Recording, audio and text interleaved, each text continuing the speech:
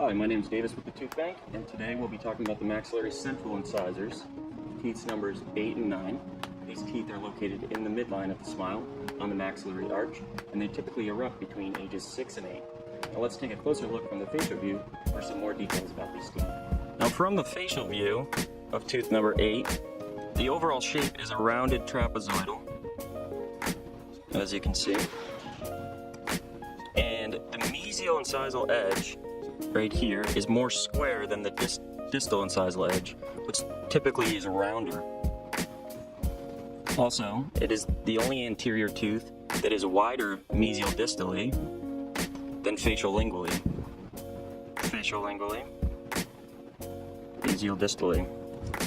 The facial head of contour is located in the cervical third, which is right up here. And it typically has 3 mamelons. You can't quite see those on this model because this is from an older person, but it typically has 3 small bumps down at the incisal edge of the tooth that can be seen on younger patients, and these typically wear away with maturity. And lastly, from the facial surface, central incisors of very young patients have very high mesial and distal pulp horns, which are located right around here, and these are important because when restoring the tooth you want to make sure that you don't hit those. And now from the lingual view is a large cingulum, which is a large bump or bulge down in the cervical third. And this combines with the ridges, the mesial marginal ridge, seen right here, and the distal marginal ridge, to form the lingual fossa, which is a depression seen just incisal to the cingulum. The lingual height of contour, or point of greatest convexity on the lingual surface, is located down here in the cervical third.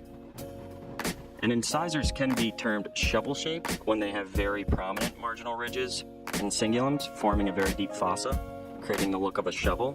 And this is typically seen in some Asian populations. A little over half of maxillary central incisors have accessory lingual ridges, which are small little ridges that come off the cingulum. Be located right around here, not seen very well on this model, and in between those ridges are lingual grooves. Those are important to note because they may become carious, so it's good to check for those when you're doing your exams. And here from the mesial view, an important feature to note is a very extreme cervical line form, which is right where the enamel meets the cementum. And this, on the mesial side of tooth number 8, is the most extreme in the mouth. The central incisor, from the mesial view, is typically shovel-shaped or triangular in outline.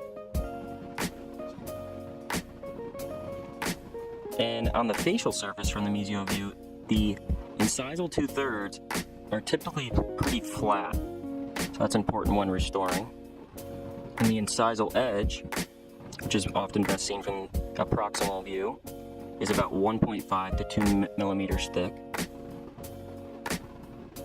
And here from the mesial view, you can get a better look at the cingulum, which was mentioned in the previous view. It's this bump located in the cervical third.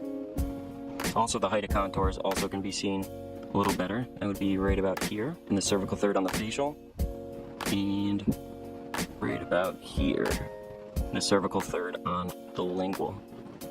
And the contact point on the mesial, where tooth number 8 touches tooth number 9, it is typically centered facial-lingually, and it's an ovoid contact, which means it's a little larger in terms of incisal-cervical dimension than it is in terms of facial-lingual dimension. So it would be right about here. Now here on the distal view of tooth number 8, you can see the cervical line form. It's less extreme than the mesial. It's typically about 1 millimeter less extreme. This is where the cementum is meeting the enamel. Now for the root typically has a blunted apex. As you can see here, it's not very pointy. And the root doesn't have any root depression. Some teeth may have a mesial or distal root depression, but this tooth typically does not. The root form is rounded triangular, and it tapers towards the lingual.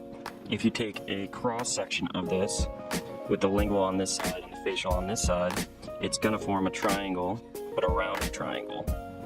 A triangle just like that. but it will be rounded. And lastly, the contact points for the central incisors. The mesial contact point is located in the incisal third, and the distal contact point is located at the junction between the incisal third and the middle third of the tooth. Also, for the embrasure spaces, the embrasure space between the central and the lateral is typically a little larger than the embrasure space between the two centrals.